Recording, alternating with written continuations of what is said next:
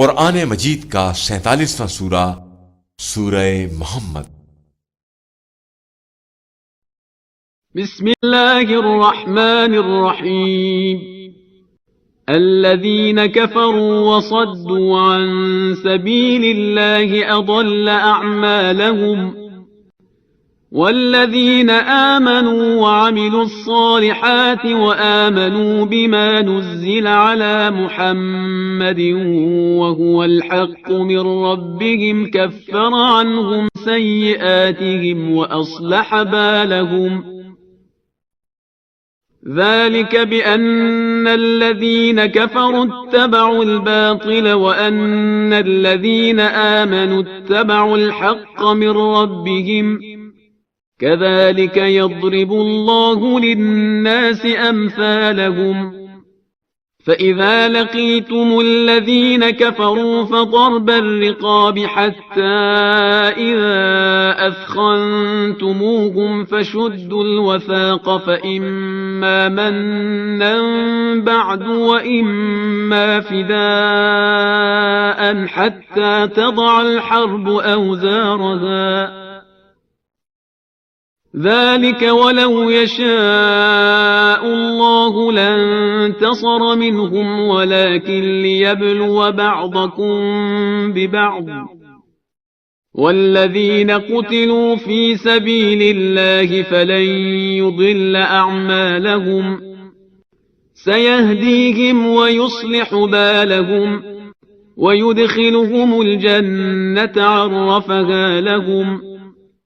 يا أيها الذين آمنوا إن تنصروا الله ينصركم ويثبت أقدامكم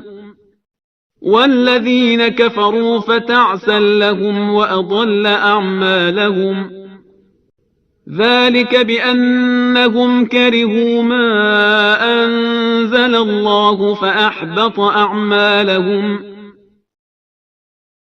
أفلم يسيروا في الأرض فينظروا كيف كان عاقبة الذين من قبلهم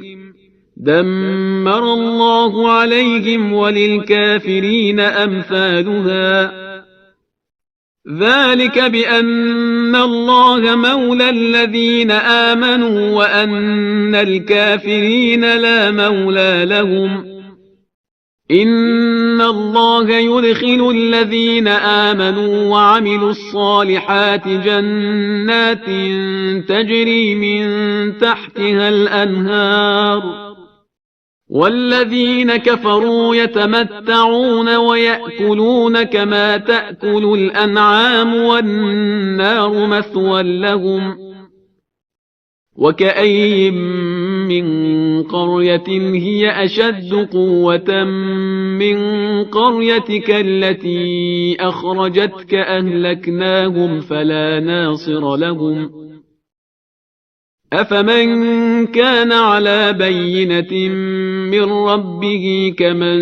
زين له سوء عمله واتبعوا أهواءهم مثل الجنة التي وعد المتقون فيها أنهار من ماء غير آسن وأنهار من لبن لم يتغير طعمه وأنهار من خمر لذة للشاربين وأنهار من عسل مصفى ولهم فيها من كل الثمرات ومغفرة من ربهم كمن هو خالد في النار وسقوا ماء حميما فقطع أمعاءهم ومنهم من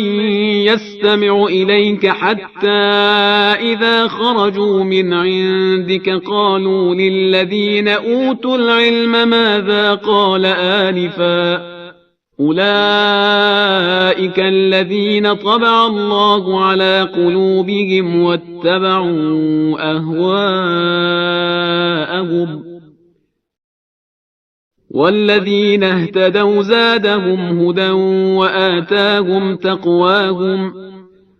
فهل ينظرون إلا الساعة أن تأتيهم بغتة فقد جاء أشراطها فأنى لهم إذا جاءتهم ذكراهم فاعلم أنه لا إله إلا الله واستغفر لذنبك وللمؤمنين والمؤمنات والله يعلم متقلبكم ومثواكم. ويقول الذين آمنوا لولا نزلت سورة فإذا أنزلت سورة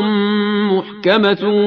وذكر فيها القتال رأيت الذين في قلوبهم مرض ينظرون إليك نظر المغشي عليه من الموت فأولى لهم طاعة وقول معروف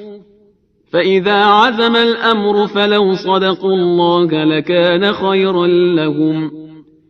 فهل عسيتم إن توليتم أن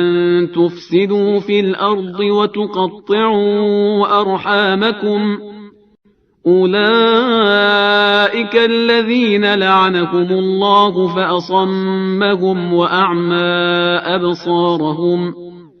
أفلا يتدبرون القرآن أم على قلوب أقفالها إن الذين ارتدوا على أدبارهم من بعد ما تبين لهم الهدى الشيطان سول لهم وأملى لهم ذلك بأنهم قالوا للذين كرهوا ما نزل الله سنطيعكم في بعض الأمر والله يعلم إسرارهم فكيف إذا توفتهم الملائكة يضربون وجوههم وأدبارهم ذلك بأنهم اتبعوا ما أسخط الله وكرهوا رضوانه فأحبط أعمالهم.